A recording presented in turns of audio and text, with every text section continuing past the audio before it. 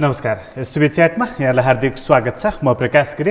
STV च्याटको आजको अङ्कमा हामी चर्चा गर्नेछौँ यो कोरोना भाइरसको सङ्क्रमण र यसले पारेको असरको सन्दर्भमा। खास गरी अहिले नेपाल विश्वकै सङ्क्रमणको हिसाबले र मृत्युको हिसाबले अहिले नेपाल 55औं नम्बरमा पुगेको छ। सङ्क्रमण बढेको छ। दक्षिण एसियाकै कुरा गर्ने हो भने भारत, बङ्गलादेश, पाकिस्तानपछि नेपाल आउँछ सङ्क्रमणको हिसाबले।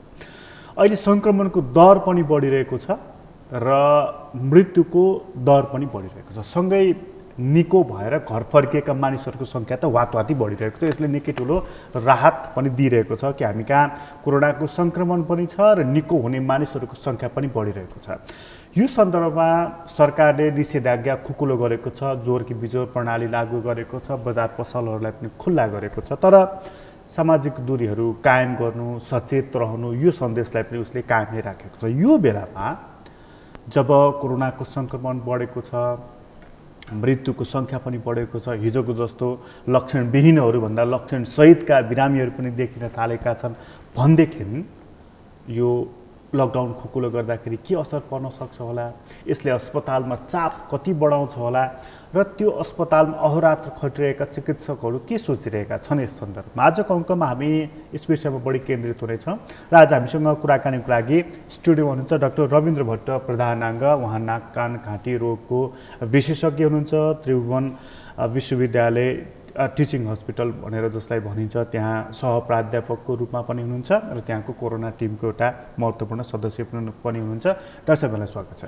धन्यवाद। नमस्ते डाक्टर साहब। यो अब तपाईँहरू त अब कोभिड सुरु भएदेखि बडा प्रेसरमा पनि हुनुहुन्छ। तपाईँको त फेरि विशेषज्ञता नै केमा पऱ्यो भन्दा नाक कान घाँटीको। अब यो कोरोनाको सङ्क्रमण नै यो नाक र मुखबाट सास फेर्दाखेरि बढी जान्छ, आँखाबाट पनि भन्दो रहेछन्। तपाईँहरूलाई चाहिँ यसमा यो कोरोनाको सङ्क्रमण बढ्दै गएपछि तपाईँलाई प्रेसर चाहिँ कतिको फिल?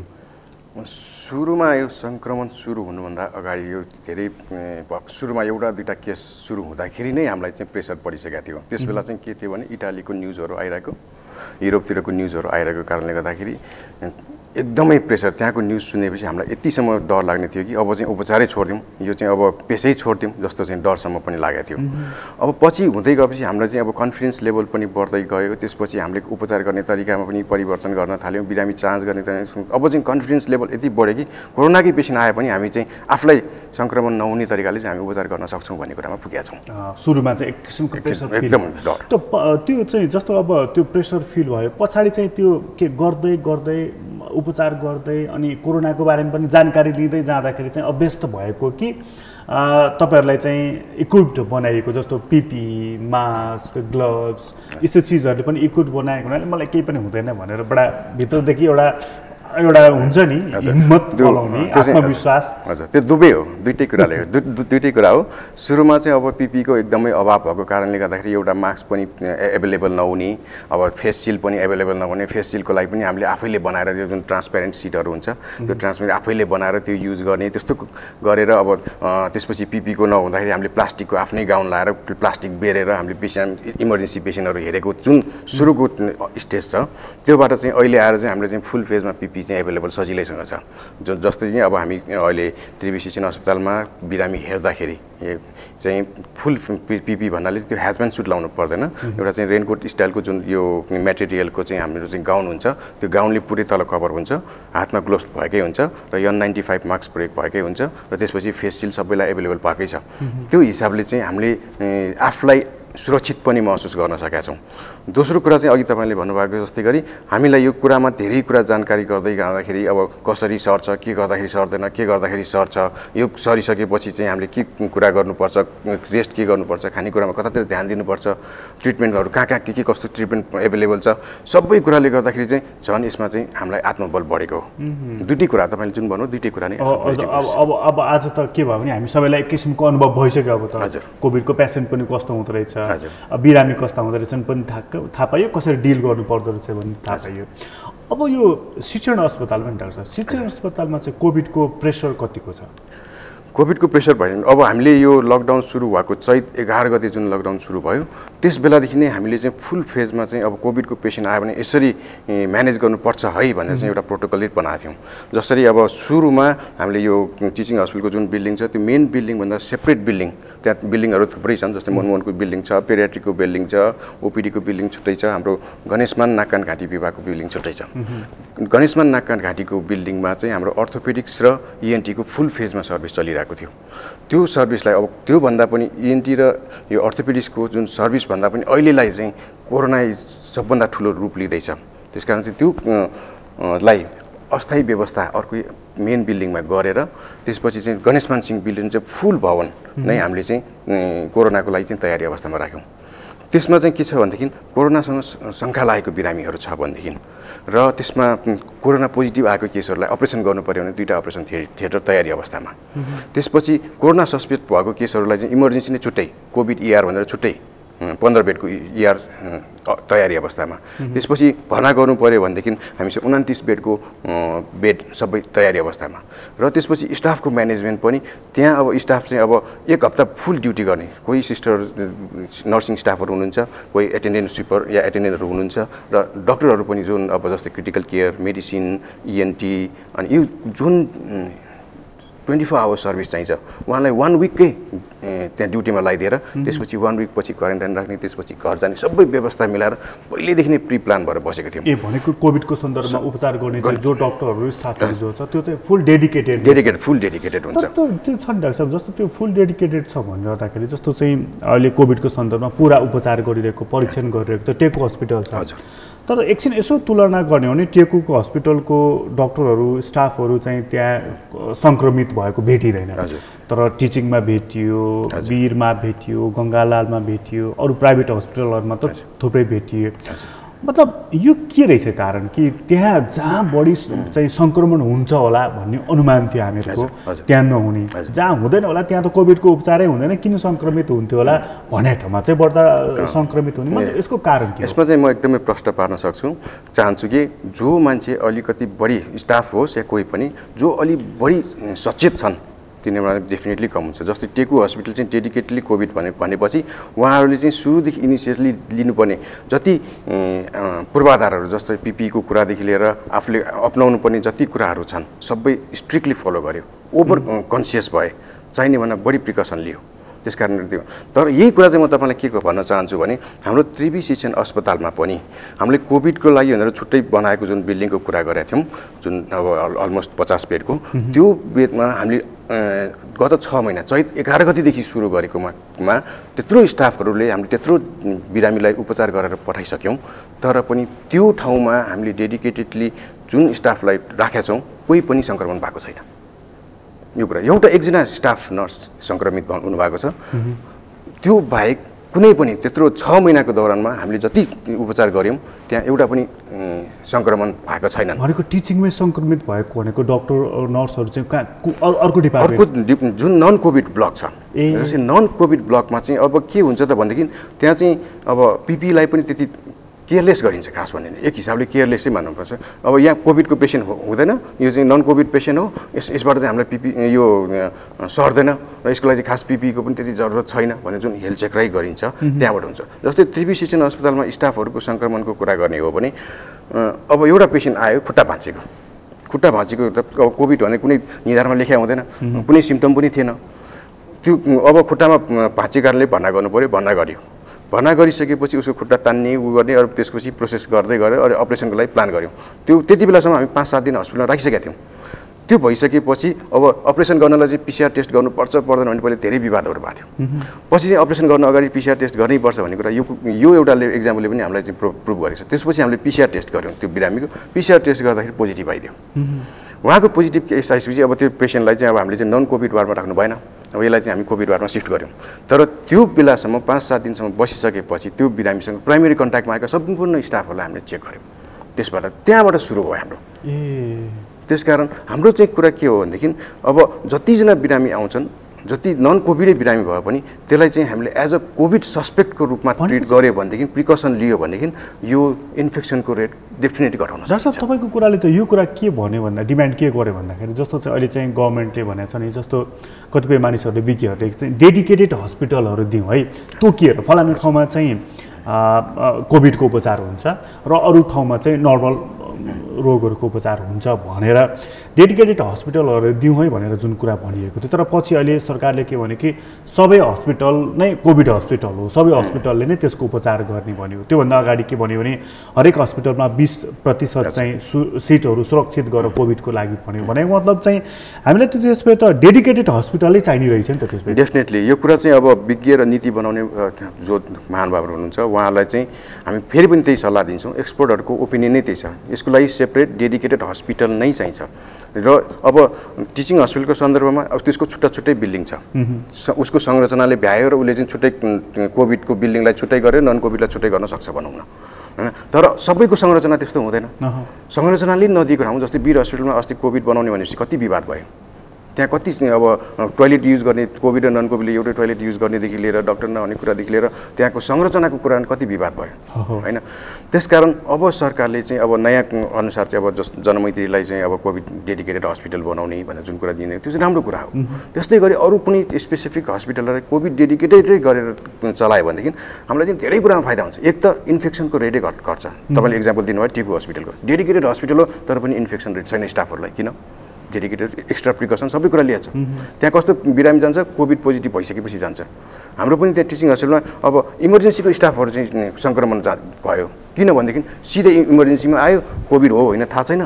त्यसपछि त्यहाँ आइसकेपछि इमर्जेन्सी आएपछि ट्याकल गर्नै पर्यो। ट्याकल गर्दाखेरि चाहिँ अब त्यहाँ अब साधारण मास्कको कुरा हुन्छ।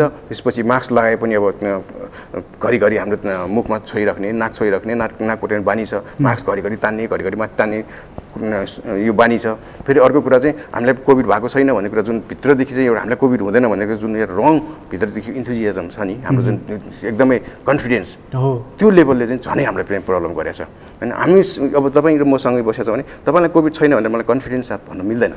तपाईँ पनि कोभिड हुनसक्छ भनेर मैले जुन डिस्टेन्स मेन्टेन गर्नु पऱ्यो त्यो डिस्टेन्स मेन्टेन गर्नु आफ्नै साथीहरू पनि। तर हामी कहाँ चाहिँ त्यो एउटा कन्फिडेन्स देखिन्छ मान्छे, यो केही होइन कोरोना अथवा मलाई हुँदैन अथवा मेरो साथी हो हामीसँगै हिँडिरहेको बोलिरहेको चलिरहेको केही फरक पर्दैन।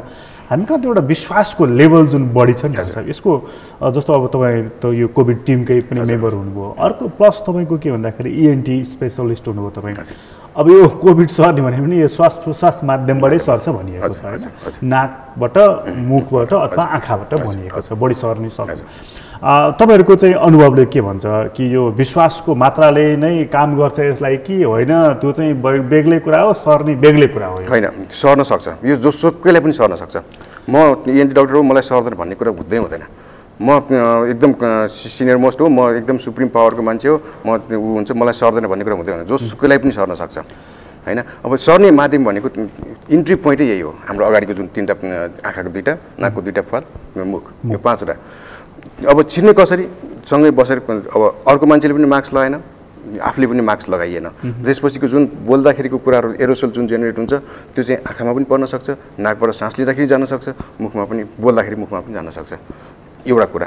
दोस्रो कुरा चाहिँ अब तपाईँले मास्क लगाइरहनु भएको छ तर मास्क इन्फेक्टेड भइसकेको छ, मसँग बसेको मेरो कारण फर इक्जाम्पल म सस्पेक्ट म केस भयो, मेरो कारणले गर्दा मास्क इन्फेक्टेड भइसकेको छ। त्यो इन्फेक्टेड मास्कलाई घरिघरि हातले तान्ने, घरिघरि हातले माथि तान्ने गरेपछि तपाईँको हात इन्फेक्टेड हुन्छ।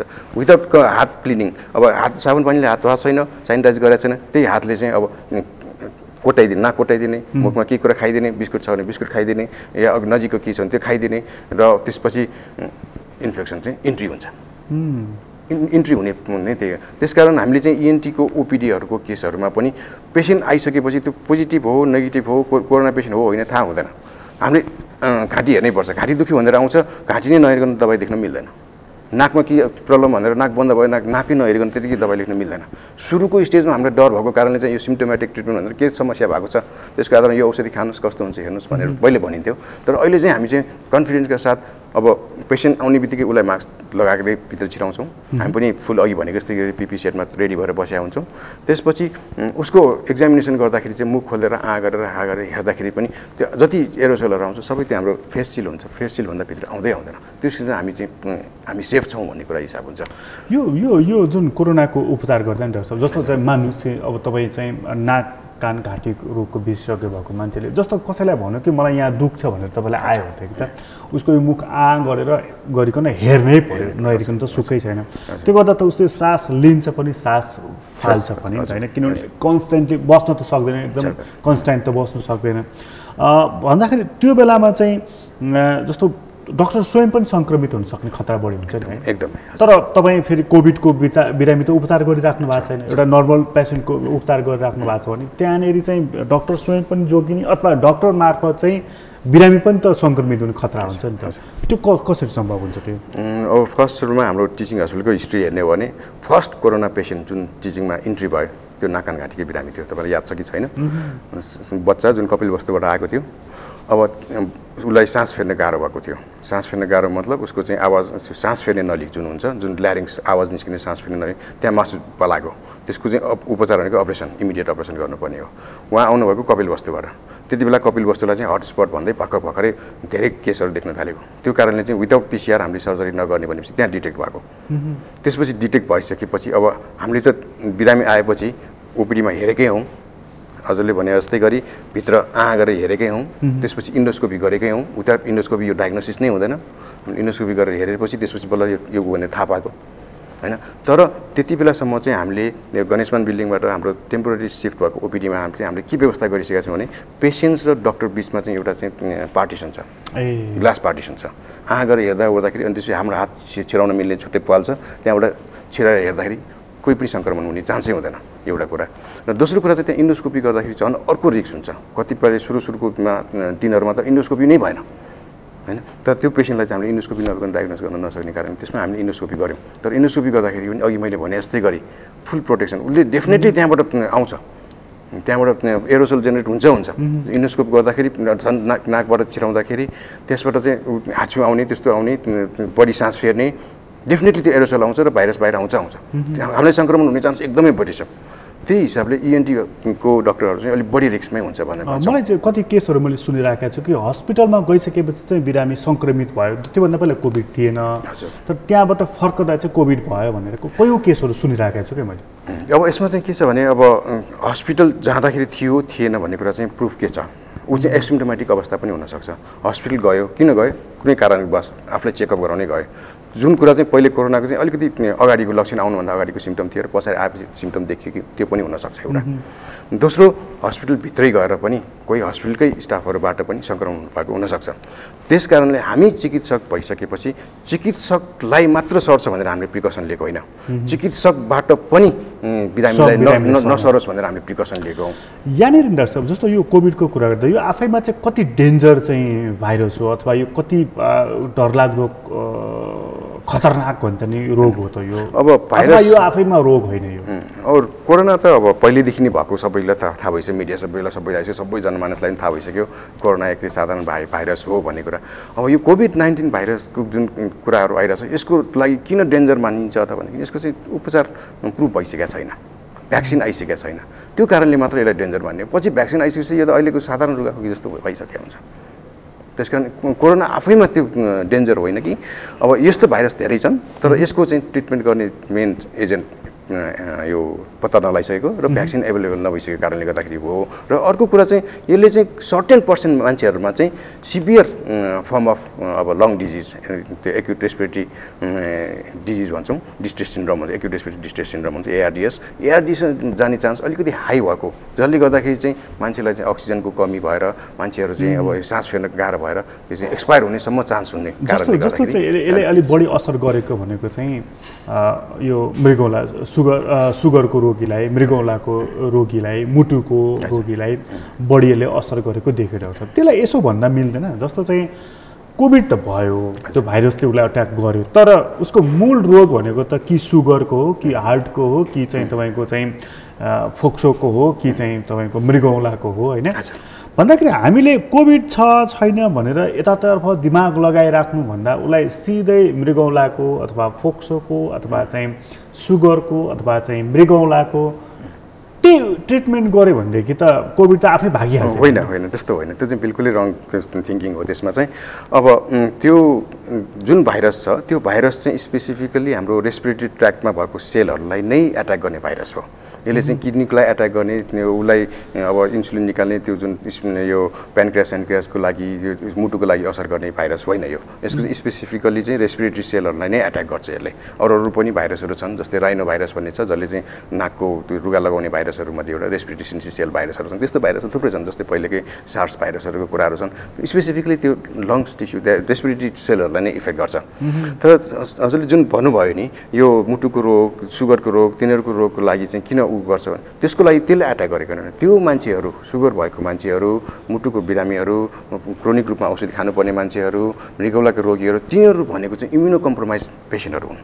इम्युनो कम्प्रोमाइज भने उनीहरूको इम्युनिटी पावर अरू कुनै पनि रोग प्रतिरोधात्मक शक्ति चाहिँ कम भएको, रोगसँग लड्न सक्ने कम भएको, जस्तै जुन भाइरस एट्याक भयो भने त्यो भाइरससँग चाहिँ उसलाई लड्ने सक्ने क्षमता कम भएको, त्यो कारणले गर्दाखेरि चाहिँ उहाँहरूलाई त्यस्तो दीर्घ रोगीहरूलाई चाहिँ यो कोरोनाको चाहिँ लक्षणले कोरोनाले एट्याक गरेर जति ड्यामेज गर्ने तिनीहरूलाई चाहिँ बढी हुने हो। त्यस कारण चाहिँ त्यो मुटुलाई नै एट्याक गर्ने होइन कि एट्याक चाहिँ गर्ने लङ्सतिर नै हो, रेस्पिरेटरी ट्र्याकलाई नै हो। तर चाहिँ तिनीहरूमा चाहिँ इम्युनो कम्प्रोमाइज भएको कारणले गर्दाखेरि बढी सिम्टम्स देखा परेर सिरियस इलनेस बनाउने। लङ्स भनेको फोक्सोमा नै हो यसले एट्याक गर्ने चाहिँ, त्यो जसले गर्दा चाहिँ हामीलाई सास फेर्नको लागि चाहिँ कठिन हुन्छ र यसले धेरै असर गर्दै जाँदा कतिपय मानिसको मृत्यु पनि हुन सकेको। त कतिपय मानिस निको पनि भएका छन्। निको भएको मात्रा नै धेरै छ, सङ्ख्या नै छ। विश्वकै रेकर्ड हेर्दा हाम्रो पनि रेकर्ड हेर्दा हाम्रो नेपालको रेकर्डमा चाहिँ अहिले झन्डै 68% हिजोको डाटामा 68% चाहिँ निको भएर गएको भनेको रेकर्ड छ। अब यो जुन छ डाक्टर साहब, जस्तो हामीसँग त अहिलेसम्म कोरोनाको औषधि छैन, हजुर, फेरि मानिस कसरी निको भइरहेका छन्? अब निको भएको कुरा चाहिँ अब प्रुफ भइसकेको कुरा छैन, यो चाहिँ ट्रायल बेसिसमा छन्, सबै कुरा ट्रायल बेसिसमा। अब जस्तै धेरै जस्तो मान्छेहरू चाहिँ एसिम्प्टोमेटिक नै हुन्छन्, उनीहरू आफू भएको इम्युन पावरले नै धेरै जस्तो भाइरस रोग जसरी निको हुन्छ यो पनि त्यसरी नै निको हुन्छ। माइल्ड सिम्टम भएको मान्छेहरू जसरी साधारण रुगाखोकी र ज्वरो आएको मान्छेहरूलाई ज्वरोको सिटामोल दिने र त्यसपछि त्यो घाँटी खसखस हुने, त्यसको लागि चाहिँ एन्टिहिस्टामिनिक जस्तो सेट्रिजिनहरू, लिभोसेट्रिजिनहरू जस्तो औषधि दियो भने त्यतिले नै निको हुन्छ होइन। त्यसपछि आयो अलिकति मोडरेट र सिभियर केसहरूको कुरा। मोडरेट भन्नाले चाहिँ लङ्समा माइल्ड किसिमको निमोनिया डेभलप भएको कुराहरू, त्यस्तो कन्डिसनहरूमा चाहिँ बिरामीलाई हामीले धेरै जस्तो चाहिँ यो डेक्सोमिथाजोन भन्ने औषधि दिन्छौँ, डेक्सोना, त्यो चाहिँ राम्रो इफेक्टिभ देखिएको छ। त्यसले चाहिँ के गर्छ त भने सर्टेन लोड पावर यो रेस्पिरेटरी इन्फ्लामेसन जुन हुन्छ रेस्पिरेसनभित्रको रेस्पिरेटरी टिस्युहरूको इन्फ्लामेसनलाई कम गरिदिन्छ। त्यसले गर्दा अक्सिजन लिन सजिलो बनाइदिन्छ। त्यसले गर्दाखेरि अक्सिजन सेचुरेसन मेन्टेन भयो भने हाम्रो जुन इम्युन पावर पनि अझ स्ट्रङ हुन्छ। अब त्यस्तै गरी यो सिभियर केस भइसकेपछि त्यसमा चाहिँ के हुन्छ भने निमोनिया डेभलप हुन्छ, जुन लङ्सको भित्री सेलहरू हुन्छ सेलहरू नै ड्यामेज भइसकेको हुन्छ। त्यो ड्यामेज हुन अब धेरै जस्तो यो माइल्ड मोडरेट सिम्टमहरू चाहिँ 14-15 दिनमा भाइरस आफै निष्क्रिय हुन्छ, त्यसपछि निको भएर जान्छ। त्यसपछि अब सिभियर फर्महरूमा चाहिँ हामीले कसरी यसलाई चाहिँ उपचार गर्ने भने जुन एन्टिभाइरस ड्रगहरूको कुरा गर्ने रेमडेसिभिरको कुराहरू छ। रेमडेसिभिरको चाहिँ यो जुन ट्रायल फेजमा छ अहिले पनि, फेरि पनि अहिले पनि अब हाम्रो यो नेपाल हेल्थ रिसर्च काउन्सिलले चाहिँ अब मान्यता चाहिँ रिसर्चको बेसमा चाहिँ यसको चाहिँ इफेक्ट कस्तो हुन्छ हेर्ने भनेर चाहिँ भइरहेको ट्रायल भइरहेछ। कतिपय कुराहरू चाहिँ मोडरेट सिम्टम भएको मान्छेहरूलाई चाहिँ रेमडेसिभिरले राम्रो भएर निको भएर गएका छन्। कति कुरा सिभियर भएको मान्छेलाई रेमडेसिभिरले निको नभएर पछि त्यो प्लाज्मा थेरापी गरिसकेपछि निको भएको इक्जाम्पलहरू हाम्रोमा धेरै नै आइसकेका छन्। टिचिङ हस्पिटलकै कुरा गर्ने हो भने अहिलेसम्मले हामीले 7 जनालाई प्लाज्मा थेरापी दिइसकेका छौँ। 7 जनामा 5 जना त निको भएर घरै गइसकेका छन् प्लाज्मा थेरापीले। अब त्यो भनेको चाहिँ अब यो पनि प्रुफ 100% प्रुफ कुरा होइन र यो 5 जना निको भयो भन्दैमा सबैलाई निको हुन्छ भनेर चाहिँ जेनरलाइज पनि गर्न मिल्दैन। डाक्टर साहब, यो जो मानिस निको भएर फर्केका छन् यो कम्प्लिट निको भए भन्ने कुराको आधार छ कि छैन? मेन कुरा चाहिँ अब उसलाई सास फेर्न सजिलो हुन्छ, ऊ अक्सिजन डिपेन्डेन्ट हुँदैन। सिभियरली इन्फेक्ट भएको मान्छेहरू चाहिँ लामो समयसम्म अक्सिजनमा डिपेन्डेन्ट भएर बसेको पनि रेकर्डहरू छ हामीसँग। अब जस्तै 1 महिना 1.5 महिनासम्म, जस्तै हाम्रो डाक्टर साहब कतिजनाले चाहिँ इन्टरभ्यू दिनुभएको छ धेरै ठाउँमा। अब डक्टरै हुनुहुन्छ, उहाँ चाहिँ त्यो मृत्युबाट चाहिँ हामी बाँचेर आएका छौँ भनेर भनिरहेको हुन्छ। अब उहाँहरू पनि कोही चाहिँ लामो समयसम्म अक्सिजनमा बस्नु पर्नुभयो, त्यसपछि अहिले अक्सिजन डिस्कन्टिन्यू भइसक्यो। त्यस कारण सास फेर्न सजिलो भयो र अक्सिजन डिपेन्डेन्ट भएन भने हामीले चाहिँ पुरै निको भएको। त्यो जस्तो अब त्यो जस्तो कोही अलि उमेरकै मान्छे छ, जस्तो 40-45 कै मान्छे छ, 30-40 कै मान्छे छ, तर उसलाई चाहिँ निको भयो गयो, तर ऊ फेरि अक्सिजन लिइरहेको अवस्था पनि छ फेरि पनि। त्यो भनेको मतलब चाहिँ उसले लङ्समा चाहिँ जस्तो निको चाहिँ भयो तर फोक्सोमा चाहिँ असर गर्यो भन्ने अर्थ आयो। हजुर एकदम। अब के छ भने कोरोनाको जुन टेस्ट गर्छौँ पोजिटिभ आएको भन्ने कुरामा अब धेरै जस्तोको चाहिँ अब यो एसिम्टोमेटिक केसहरूमा माइल्ड केसहरूमा 14 दिनभित्र कोरोनाको PCR टेस्ट रिपिट गऱ्यो भने नेगेटिभ आउँछ म्याक्सिमम केसमा। अलिकति सिभियर भएको केसहरूमा चाहिँ भाइरस लोडै बढी भएको कारणले गर्दाखेरि यो अलिकति एक्सटेन्ड हुनसक्छ। कसैको 1 महिनापछि त्यो PCR टेस्ट गर्दाखेरि नेगेटिभ आयो भनेदेखि त्यसलाई चाहिँ कोरोनाबाट सङ्क्रमण चाहिँ मुक्त भयो, तर भित्रको चाहिँ इन्फेक्सन जुन भएको छ जसले गर्दा इन्फ्लामेटरी चेन्जेसहरू भएको छ, त्यो इन्फ्लामेटरी चेन्जेस आफ्नो ठाउँमा आउनलाई चाहिँ टाइम लागेको हो। त्यसमा चाहिँ अक्सिजन डिपेन्डेन्ट भएर बसेको। यो चाहिँ भाइरसको कारणले गर्दाखेरि होइन कि त्यहाँ भएको इन्फ्लामेटरी चेन्जेसहरूको कारणले गर्दाखेरि चाहिँ अक्सिजन डिपेन्डेन्ट लामो समयसम्म त्यसले चाहिँ त्यो फोक्सोलाई कुन हदसम्मको असर गर्न सक्छ? फोक्सो भन्नाले चाहिँ हामीले यसो हेर्दाखेरि साधारण फोक्सो मात्र भने त्यहाँ फोक्सोमा जुन हामीले अक्सिजन लिएको हुन्छ त्यो एल्भियोलाईसम्म गएर एल्भियोलाईको वरिपरिको जुन ब्लड सर्कुलेसन हुन्छ त्यसमा चाहिँ अक्सिजन र कार्बन डाइअक्साइड एक्सचेन्ज हुने कुरा जुन मेन एल्भियोलाईको जुन सेल्सहरू छन् त्यो सेल चाहिँ ड्यामेज भइदिएको हुन्छ। त्यसमा चाहिँ फ्लुइडहरूको कलेक्सन हुने हैन, जुन कुरा चाहिँ अब हामी सुरुमै सिटी स्क्यान गर्दाखेरि ग्राउन्ड ग्लास एपियरेन्स भन्छौँ, सिटी स्क्यान क्लियरली देखिन्छ। एक्सरेहरू देख्दाखेरि एक्सरे पनि एकदमै हेजिनेस पछि प्याचेसहरू देखिन्छ। त्यस्तो कुरा भनेको चाहिँ त्यहाँभित्र चाहिँ अब फ्लुइड कलेक्सन भएर इन्फ्लामेसन सुरु भयो जसले गर्दाखेरि चाहिँ अक्सिजन र कार्बन डाइअक्साइडको एक्सचेन्ज हुन सकिँदैन। त्यसपछि त्यहाँ बिस्तारै त्यो इन्फ्लामेटरी चेन्जेस हुँदै थालेपछि त्यो डेड हुन थाल्छ र त्यहाँ फाइब्रोसिस भन्ने हुन्छ। फाइब्रोसिस भनिसकेपछि त्यहाँ भएको लङ्स टिस्युहरू टोटली ड्यामेज हुन्छ। त्यसले गर्दाखेरि अक्सिजन एक्सचेन्ज हुन पाउँदैन, त्यसपछि शरीरलाई पुरै अक्सिजनको कमी हुन जान्छ। तपाईँको अनुभवमा चाहिँ हामी कहाँ त्यस्तो केसेसहरू कति छ? अब ठ्याक्क यति छ भनेर चाहिँ भन्न सक्दैनौँ हामी, किनभने अब नेपाल ओभरअल डाटा हेर्ने भने अब टिचिङ हस्पिटलको आइसियुमा जति एडमिट भएका छन् उनीहरू सबै नै अब त्यो some sort of severe pneumonia भएर नै एडमिट भएका हुन्। त्यसकारण अहिलेसम्मको डाटा हेर्दाखेरि हाम्रो टिचिङ हस्पिटलमा झन्डै भेन्टिलेटरमा बसेकै 15 जना जति छन् र त्यसमा पनि अब भेन्टिलेटरमा 15 जना बसेको पनि सबैजना अब कतिजना निको नि भएर गएका छन्, कतिजना अझै पनि भेन्टिलेटरमा हुनुहुन्छ, 5 जना भेन्टिलेटरमा अझै पनि हुनुहुन्छ मेरो अहिलेको हिजोसम्मको डाटा अनुसार। त्यसपछि पुरै अब भेन्टिलेटरमा नपुग्दै हाम्रो आइसियुमा पुग्नुभन्दा अगाडि वार्डमा सिभियर भएर 81 सडन अब कुनै पनि कारणले डेथ भएको हुन्छ। तर हाम्रो हस्पिटलको रेकर्ड अनुसार अहिलेसम्ममा हाम्रो चाहिँ 14 जनाको चाहिँ डेथ भएको छ यो 6 महिनाको अवधिमा। कोरोनाकै कारणले होइन, कोरोना पोजिटिभ भएको केसबाट डेथ भएको छ 14 जनाको रेकर्ड। अब यो छ नि डाक्टर साहब, कतिपय डाक्टर साहबहरूले बोलेको पनि सुनेको छु मैले, कतिपयले हामीसँग कुरा पनि गर्नुभएको छ। के भन्नुहुन्छ भने यो कोरोना खास रोगै होइन, यो यसमा एउटा हेभोक क्रिएट गरिएको छ। खास गरी अब अलिकति ठुला राष्ट्रहरूले चाहिँ औषधिको व्यापार गर्नको लागि यो खालको कामहरू गरिरहेका छन् र नेपाल पनि त्यसको एउटा एजेन्ट बनिदिएको छ भनेर कतिपय डक्टरहरू के भनिदिन्छन्, ओपिडीमा म मास्क नलगाइकन म उपचार गर्न सक्छु भनेर खुलेआम बोली पनि राख्नु भएको छ। तपाईँ हामी देखि पनि राखेका छौँ, सुनि पनि राखेका छौँ।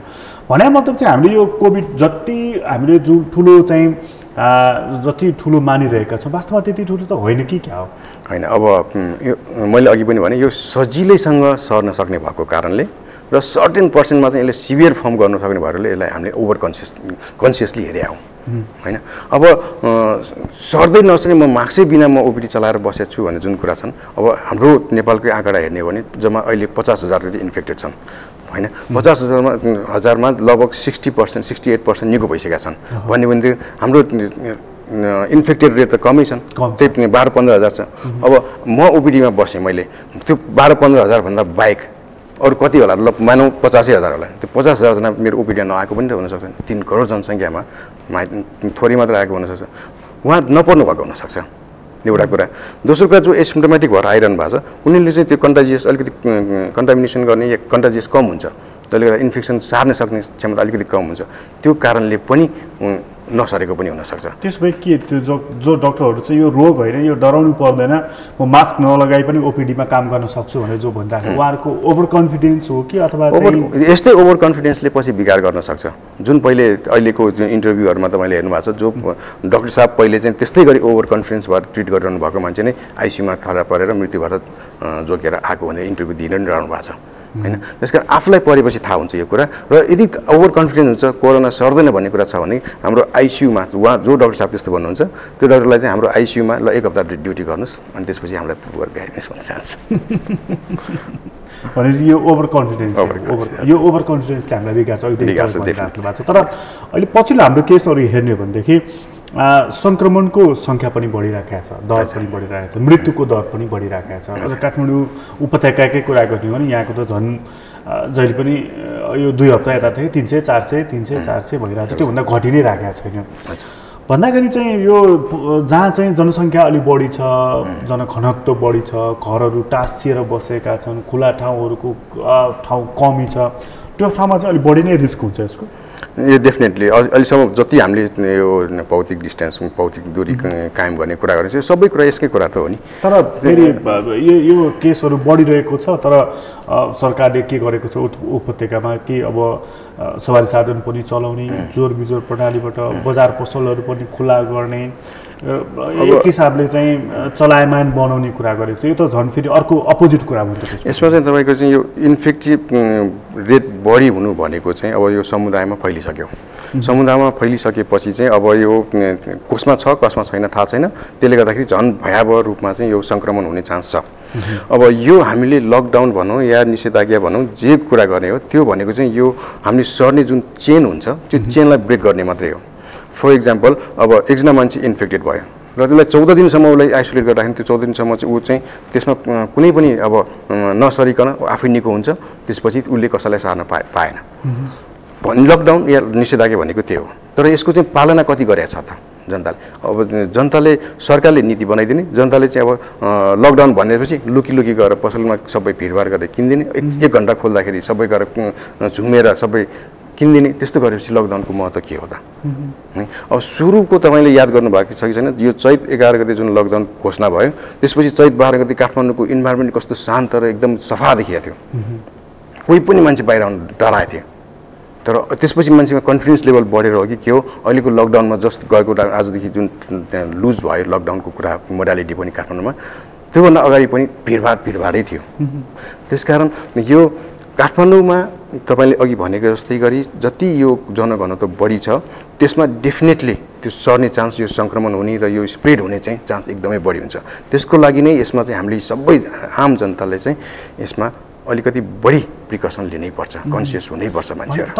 तर फेरि अब यो लकडाउन खुकुलो गरेको छ, बजार पसलहरू खुल्ला गर्ने भनेको छ, हुन त यो दिन यो पसल खुल्ने तोकिएको भनेको हामी कहाँ फेरि यो पनि छ नि त। अहिले मानिसहरू एक किसिमले आत्तिएका छन्। जस्तो चाहिँ अर्को के पनि छ कि यातायात व्यवसायहरू जो के भन्दैछन् भने कि हामी लङ रेन्जको बसहरू पनि खुल्ला गर्छौँ असोजको 1 गतेदेखि भन्दैछन्। हामीले यहाँनिर ध्यान दिनुपर्ने कुरा जस्तो मान्नुहोस् कि नेपालगञ्जबाट या धनगढीबाट या वीरगञ्जबाट अथवा देशको कुनै पनि भागबाट या विराटनगरबाट यी लामो दूरीको बस काठमाडौँ आउने, काठमाडौँबाट ती ठाउँमा जाने भनेको मतलब अहिले भारतमा जुन हरेक दिन करिब 90,000 मानिसहरू नयाँ सङ्क्रमित छन्। हाम्रो त प्रत्यक्ष सीमा जोडिएको छ ती ठाउँहरूसँग। यो लामो दूरीको बसहरू खोल्दाखेरि हामीलाई र इन्टरनेसनल फ्लाइटहरू खोल्दाखेरि हामीलाई कुनै असर गर्दैन यसले? डेफिनेटली गर्छ, किनभने अब एउटा ठाउँमा जस्तै काठमाडौँ हटस्पट बनिसकेको छ, काठमाडौँको मान्छे धेरैजना सङ्क्रमण भइसकेको छ र सङ्क्रमण भइसकेको मान्छेको चाहिँ हामीले डायग्नोज गर्न सकेका छैनौँ, टेस्टै गरेको छैनौँ।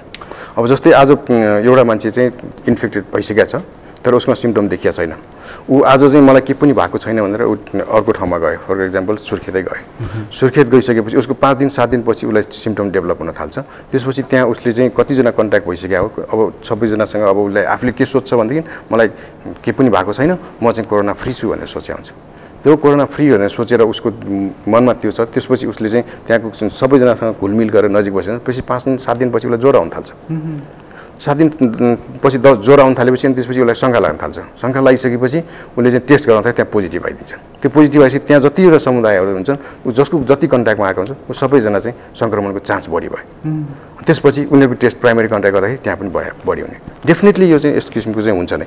तर त्यसका यो बसको खुलेपछि चाहिँ उसले आफूले गर्नुपर्ने जुन दायित्व छ त्यो दायित्व चाहिँ उसले भुल्नु भएन। ऊ त्यहाँबाट गइसकेपछि उसलाई त्यहाँ 5-7 दिन कोहीसँग पनि नभेट्ने, आफूलाई सिम्टम अब 5 देखि 7 दिनभित्र सिम्टम देखिन्छ भनेर भन्छ, त्यति बेलासम्म ऊ चाहिँ सकेसम्म छुट्टै बस्नु पर्यो। तर त्यो काठमाडौँ र अलिकति सहरी क्षेत्रमा अलिकति समस्या पनि छ नि डाक्टर साहब, जस्तो चाहिँ हरेकको त घर छैन, एउटा कोठामा डेरामा बस्ने मानिसहरूको सङ्ख्या पनि ठुलो सङ्ख्या रहेको छ। काठमाडौँ, भक्तपुर, ललितपुरकै कुरा गर्ने हो भने अथवा पोखरा अथवा विराटनगर यी ठुला सहरहरूमा त यो खालको समस्या छ। त्यो ठाउँमा त्यो डिस्टेन्स मेन्टेन गर्न पनि त्यति सजिलो छैन। अब डिस्टेन्स मेन्टेन भनेको चाहिँ अब जस्तो एउटा परिवारमा 3 जना मान्छे छन् र उनीहरू एउटा कोठा मात्र लिएर बसेको छन्।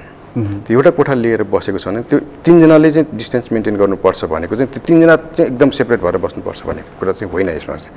अब यो 3 जनामा कोही मान्छे एकजना चाहिँ अब जस्तै हस्पिटलमा काम गर्छ र उसको चाहिँ एक्सपोजर हुने चान्स बढी छ र ऊ चाहिँ पसल हरेक दिन पसल गइरहन्छ, पसलमा चाहिँ उसको एक्सपोजर हुने चान्स बढी छ र बैंकमा जाँदाखेरि बैंकमा चाहिँ उसको चाहिँ धेरै ग्राहकसँग चाहिँ उसको भेटघाट हुन्छ, त्यसले उसलाई इन्फेक्सन बढ्ने रेट बढी छ भनेदेखि त्यसपछि चाहिँ ऊ चाहिँ त्यो 3 जनाबाट अलग हुनुपर्छ।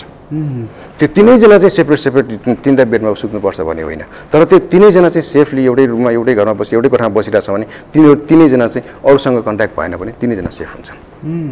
तर डिस्टेन्स चाहिँ मेन्टेन गर्नु भन्ने कुरा। तर हामी कहाँ चाहिँ खुला बोर्डरको कारणले गर्दा भारतबाट नेपालमा अथवा नेपालबाट भारतमा जाने यो जस्तो अहिले त सुदूरपश्चिमको केही केसहरू यस्ता पनि छन् कि अब नेपालमा बसे उनीहरू 5-6 महिनासम्म काम पाएन, त्यसकारण हामी फेरि गयौँ भनेर गइरहेको छौँ। कति मानिसहरू त अब भारतीय कामदारहरू नेपालमा काम गर्नु पनि आउँछन् भनेपछि उनीहरू आउने क्रम पनि बढ्ला भन्दा यसले त यो त कहिले पनि नेभर एन्डिङ हुने पनि नेभर। त्यसमा चाहिँ सकेसम्म चाँडै यसको लागि चाहिँ भ्याक्सिन आइदियो भने सोल्युसन हुन्छ। एउटै उपाय भ्याक्सिनको पुरेर बस्नु पर्छ। यो एउटा कोभिडको सन्दर्भको कुरा भइरहेको छ। यो सँगै अर्को एउटा नि जस्तो चाहिँ यो जस्तो फागुन चैत अथवा पुष माघ फागुन चैत अथवा यतातिर आउने हो भने जेठ असार साउन भदौ मानिसलाई यत्तिकै पनि रुगा लाग्ने अनि ज्वरो आउने, खोकी लाग्ने, कति बेला निमोनिया, कति बेला डायरिया, यो टाइपको समय पनि हो हामी कहाँको केसहरू रेटहरू हेर्ने हो भनेदेखि। तर मलाई अचम्म लागिरहेको छ चैतदेखि यतातर्फ सायद तपाईँहरूले चाहिँ सबैभन्दा बढी फेस गर्नुपर्छ यसको कि यो फ्लूले चाहिँ धेरै असर गरेको मानिसहरू यसपटक देखिएको छैन। ज्वरो हामी आफैले पनि व्यक्तिगत रूपमा कन्ट्याक्ट गरेको मानिसहरू हेर्ने हो भने तपाईँ हामी नै आफ्नै कुरा गर्ने हो भने हामीलाई यो बिचमा रुगा लागेको छैन, खोकी लागेको छैन, ज्वरो आएको छैन, जुन नर्मल्ली हामीलाई भइरहन्थ्यो, यो चाहिँ कारण बुझिरहेको छैन। यसमा चाहिँ अब ठ्याक्कै भन्न गाह्रो छ। तर चाहिँ हाम्रो यो सिजनमा चाहिँ धेरै जस्तो चाहिँ डायरियाहरू हुने कुरा हो र ठ्याक्कै सिजन चेन्ज हुने कुरा जुन फ्लू छ त्यो सिजनल फ्लूको कुराहरू छ र यो टाइममा चाहिँ सिजनल फ्लू भन्दा पनि एलर्जिक राइनाइटिसहरू चाहिँ बढी हुन्छ र सिजनल फ्लू चाहिँ अलिकति चिसोयाम बढेपछि चिसोसँगै चाहिँ सिजनल फ्लू यो फ्लू चाहिँ अलिकति बढी हुन्छ जुन कुरामा चाहिँ भाइरसहरू चाहिँ अलिकति एक्टिभ हुने टाइम चाहिँ अलि लङ ड्युरेसनसम्म भाइबल हुने कुराले गर्दाखेरि चाहिँ चिसो लाग्यो त्यही भएर हामीलाई रुगा लाग्यो भने चिसो लाग्यो पनि भन्ने चलन छ चिसो ठाउँमा चाहिँ बढी हुन्छ। तपाईँले भन्नुभएको चाहिँ यो कुरामा चाहिँ अलिकति डिक्रिज आएको कुरा चाहिँ एक सबैजना कोभिडतिर कन्सन्ट्रेट भएर त्यसलाई नहेरेको पनि हुनसक्छ एक किसिमले। दोस्रो किसिम चाहिँ सबैजना चाहिँ अब अलिकति अब काम पनि लोड कम बढी खाने हेल्दी खाने त्यस्तो भएको कारणले त्यो पनि भएको हुनसक्छ। त्यसको लागि चाहिँ मैले फेरि अब यो दिनदिनै ज्यालादारीमा काम गर्ने त्यो हिसाबले चाहिँ खाना नपाउने कुराहरू गरेको होइन कि अरू हिसाबले पनि टाइममा खाना खाने अरू रेस्टुरेन्ट गएर खाना नखाने हैन त्यसकारण चाहिँ त्यो कारणले गर्दाखेरि पनि यो यो बिचमा त हामी लकडाउन भएपछि घरमै बस्यौँ घरमै खाना खायौँ र नियमित खायौँ हैन बिहान दिउँसो बेलुका एउटा मेन्टेन गरेर खायौँ भनेपछि त हामी जुन बाहिर रेस्टुरेन्टमा खान्छौँ अथवा बाहिर फास्ट फुडहरू आदि इत्यादि जुन खान्छौँ त्यसले धेरै असर गर्दो रहेछ हामीलाई। त्यो असर गर्न सक्छ भन्ने कुरा हो गर्छ नि भन्ने कुरा अब अलिकति डेफिनेटली केसहरू त कमै जस्तो टिचिङकै कुरा गरौँ न त्यस्तो केसहरू आएको छ अहिले तपाईँहरूको त्यति धेरै छैन अहिले छैन है कि कोभिडको आएको छ कि चाहिँ दीर्घ रोग भएका दीर्घ रोग र अर्को चाहिँ इमर्जेन्सीको जस्तो एक्युट एपेन्डिसाइटिस अब एक्टोपिक प्रेग्नेन्सी रप्चर भन्नेहरू त्यसपछि त्यो अचानक अनि जस्तो एउटा यो कोभिडसँगै एउटा यहीसँग जोडिएको चिसोसँग जोडिएको चाहिँ जस्तो अब मैले बेलायतको एउटा त्यो रिसर्च पेपर हेरेको थिएँ त्यहाँ के भनिँदैछ कि अब जब चिसो बढ्दैछ भनेपछि त्यहाँ फेरि यो कोभिडको सङ्क्रमण बढ्छ र धेरै मात्रामा मानिसहरूको मृत्यु पनि हुनसक्छ है भनेर त्यहाँ वार्निङ पनि दिएको रहेछ। हामी कहाँ पनि त अब चिसोको मात्रा त बढेर आइसकेको छ चिसो आइसकेको छ बिहान भन्दाखेरि अब कोभिडको सङ्क्रमण फेरि बढ्न सक्छ। यो चाहिँ अब अनुमान हो, यो आकलन गर्ने कुराहरू हो हैन। अब हाम्रो पनि यो अनुमान चाहिँ छ, हामीले पनि अलिकति यो सचेत भएर बसेका छौँ जाडो महिनामा चाहिँ अलिकति कोरोना बढ्न सक्छ है भनेर। त्यसको चाहिँ कज के हो त भने जाडो महिनामा चाहिँ यो एकदमै स्ट्रेन्थ एकदम कडा खालको सक्रिय भएर आउने होइन कि अब भाइरसको चाहिँ यो भाइबल हुने ड्युरेसन चाहिँ लामो हुने चाहिँ अलिकति चिसोमा हुन्छ। जस्तै फर इक्जाम्पल 4 डिग्री सेन्टिग्रेडमा चाहिँ यो कोरोना भाइरस चाहिँ अलिकति लामो ड्युरेसनसम्म बस्छ।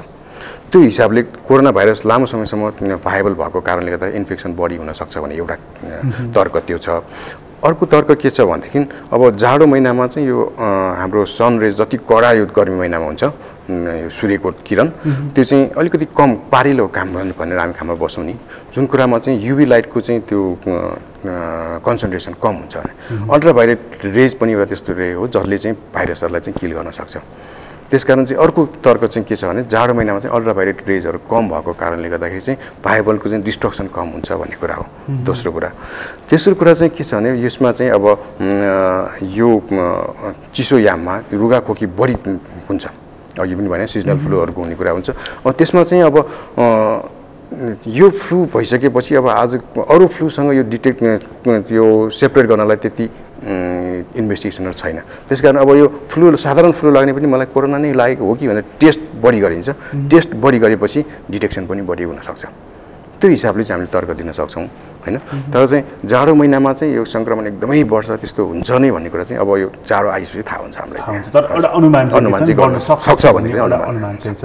अब यो जुन बढ्यो भनेदेखि त्यसपछिको कुराहरू त आइ नै हाल्छ। जस्तो हामीले चाहिँ कोभिड नियन्त्रणको लागि चाहिँ भ्याक्सिनै कुर्नु पर्यो, अर्को विकल्प छ। अर्को कुरा चाहिँ यो मैले अघिको जाडोको कुरामा सन्दर्भमा अलिकति बढ्न सक्ने चान्स के छ भन्ने भन्छु भने के एड गर्न चाहन्छु भने यो जाडो महिनामा चाहिँ हामी धेरै जस्तो गुम्सिएर भित्रै बस्छौँ न्यानोको लागि। त्यो हिसाबले पनि सङ्क्रमण बढ्न सक्ने चान्स बढी हुन सक्छ। कसरी जस्तै अब चिसो भयो, बाहिर जान सक्दैनौँ, त्यसपछि हामी एउटा कोठा छ, कोठामा 4 जना बसेका छौँ, 4 जना अब काममा गएर फर्क्यौँ, त्यसपछि 4 जना एउटै रुममा बस्यौँ, गुम्सिएर बस्यौँ, न्यानो बनाउन हामी त्यो हिसाबले बस्छौँ, जसले गर्दाखेरि चाहिँ हामी बाहिरी इन्भाइरोमेन्टमा त्यति बस्दैनौँ, ओपन स्पेस हुँदैन, भेन्टिलेसन कम हुन्छ। त्यो हिसाबले पनि सङ्क्रमण अलिकति बढ्न सक्छ भन्ने गुम्सिएर एउटै कोठामा, किनभने झ्याल ढोकाहरू पनि लगाएर बसिन्छ चिसो भयो। हजुर हजुर, त्यो पनि एउटा चाहिँ तर्क चाहिँ दिइरहेको छ। त्यसो भने त जुन हामी कपडाहरू ओढ्छौँ, ओढ्नेहरू ओढ्छौँ, जाडोमा कमै चाहिँ त्यसको प्रयोग बढी हुन्छ।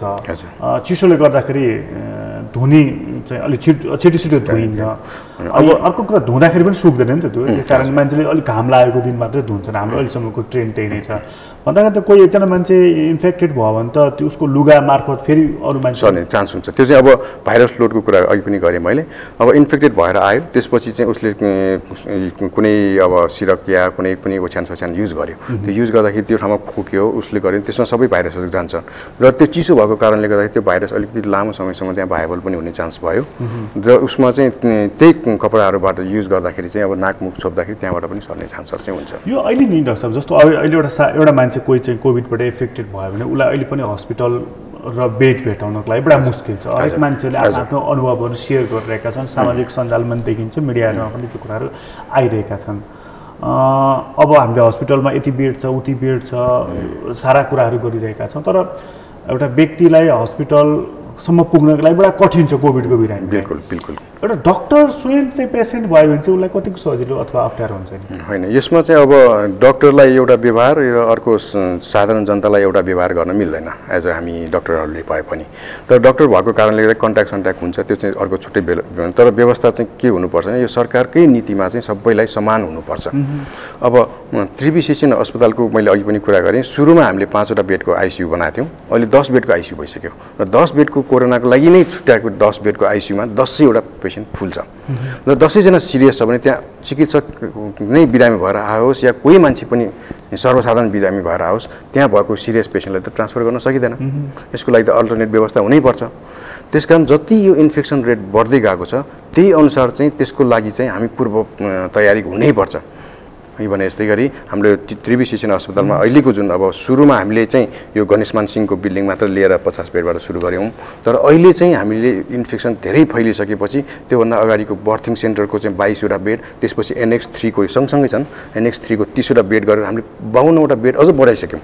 र अब आइसियुको लागि एक्सपान्सन गर्नको लागि एउटा नयाँ बिल्डिङ बन्दैछ त्रिवी शिक्षण अस्पताल र यो मनमोहन कार्डियोथोरासिक एन्ड भास्कुलर सेन्टरको जुन छ त्यो दुईटाको बिचमा एउटा अर्को ठुलो बिल्डिङ बन्दैछ।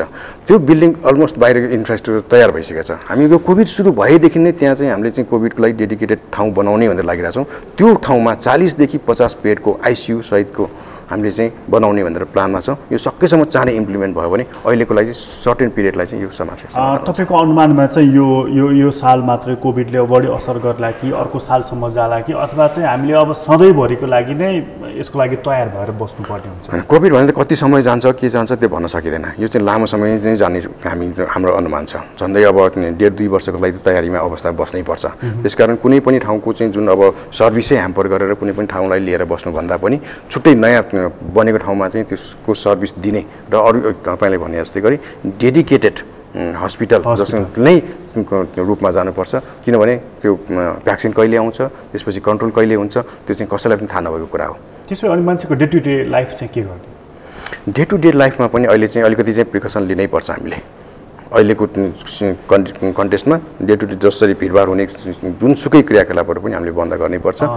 तर एक थरी मानिसहरू के भन्छन्, यसले गर्दाखेरि आर्थिक गतिविधिहरू बन्द भयो, राष्ट्रकै पनि बन्द भयो, व्यक्तिको पनि बन्द भयो, त्यसले गर्दाखेरि असर गर्ने भयो भनेर एक थरी मान्छेहरूलाई चलायमान गरौँ, एज इट इज हामी नर्मल अवस्थामा फर्कौँ, ब्याक टु नर्मल भन्ने छन् एक थरी मानिसहरू। एक थरी मानिसहरू चाहिँ होइन यो अलिक केही समय चाहिँ 2-4 महिना अझै यो लकडाउन अथवा यो चिजहरू चाहिँ राखिराखौँ भन्ने मानिसहरू छन्।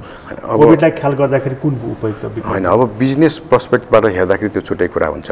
कसैको अब जस्तै अब कसैको ठुलै लोन लिएर इन्ट्रेस्ट तिरिरहनु पर्ने हुन्छ। यहाँ बिजनेस चाहिँ जिरो नै छ। अघि तपाईँले भनेको यातायात व्यवसायको कुरा गर्ने हो भने त्यत्रो लोन लिएर यातायात व्यवसायको लागि बस त्यत्रो किनेको छ, त्यसको इएमआई तिर्नुपर्छ, लोन तिर्नुपर्छ, तर चाहिँ यहाँ व्यवसाय जिरो छ। कसरी तिर्ने? त्यसपछि व्यवसायीहरूलाई कसरी तलब खुवाउने? ऊ छैन भनेदेखि त्यसको विकल्प के त? त्यसको लागि चाहिँ अब हामीले चाहिँ सबै प्रफिट भनेर अहिले जानु हुँदैन। अहिले चाहिँ एटलिस्ट ब्यालेन्स गर्न सक्ने, यसलाई चाहिँ जीवन निर्वाह गर्न सक्ने त्यो नीति चाहिँ सरकारबाट केही तवरबाट ल्याउनुपर्छ। हामीले चाहिँ अब यस्तो गर्नु त्यस्तो गर्नु भनेर चाहिँ सकिँदैन। पुरानै नर्मल अवस्थामै फर्किहाल्नु चाहिँ हुँदैन। हामी हेल्थ पर्सपेक्टिभबाट हेर्ने हो। अब बिजनेस पर्सपेक्टिभ नाफा घाटाकै हिसाबले हेर्ने हो भने त बेग्लै कुरा हो। तर अलिक स्वास्थ्यको दृष्टिकोणले हेर्ने हो भने र ठुलो समुदायमा नफैलियोस् भनेर भन्ने हो भनेदेखि चाहिँ अलिकति प्रिकसन चाहिँ लिनै पर्छ। अझै पनि अब त फेरि अब चाडपर्वको मौसम छ। हामी कहाँ त फेरि कस्तो छ कि दसैँ आयो, टिका लाउन म तपाईँ कहाँ आउने, तपाईँ म कहाँ आउने, फेरि परिवारै जाने, परिवारै आउने, हाम्रो त चलन छ। जात्रामा पनि त्यही चलन छ, हाम्रो अरूमा पनि तिहारमा पनि सबै अब चाडपर्व पनि त्यस्तै किसिमका आउँदैछन्। अब यो चाडपर्वमा चाहिँ खुलेआम हिँड्न ओर्न हुन्छ। सुरुमा त हामीलाई एकदमै डर भएको कारणले कतिको चाडपर्व, जस्तै म भक्तपुरको बासी, भक्तपुरमा अब यो बिस्केट जात्रादेखि लिएर यो हाम्रो ठिमी मध्यपुर ठिमीमा पनि मेरो घर त्यहाँ हो। त्यहाँ पनि यो बिस्केट जात्रा भने एकदम ठुलो पर्व हो। यो दसैँ तिहार भन्दा पनि ठुलो पर्व हो। त्यो त हामीले मनाएनौँ होइन, किनभने त्यसमा ठुलै डर थियो है। त्यसपछिको कति ऊहरू चाहिँ सबै एकदमै कम मात्रा मान्छेले मानेका छन्। घरको परिवारमा सीमित भएर मानेका छन्। त्यस्तै गरी अब दसैँ ठुलो चाड हो, तिहार ठुलो चाड हो। यसलाई पनि अब अस्तिकै यो जुन रातो मछिन्द्र नाच तान्ने कुरामै त्यत्रो ठुलो विवादहरू भयो। त्यसकारण चाहिँ यसलाई पनि अब व्यवस्थित गर्न सकिन्छ। जस्तै अस्तिको तिजको कुरा गर्ने हो भने तिज नमनाउनु भन्दा भने अब आफ्नै छोरी हो, उसलाई कोरोना भएको छैन भनेर बोलाइयो, सबै ज्वाइँ छोरी सबैलाई घरमा बोलाइयो। 3 दिनपछि कोरोना पोजिटिभ भनेर रिपोर्ट आयो। त्यसपछि सबै प्राइमेरी कन्ट्याक्ट, ल त्यसपछि त सबै खत्तम।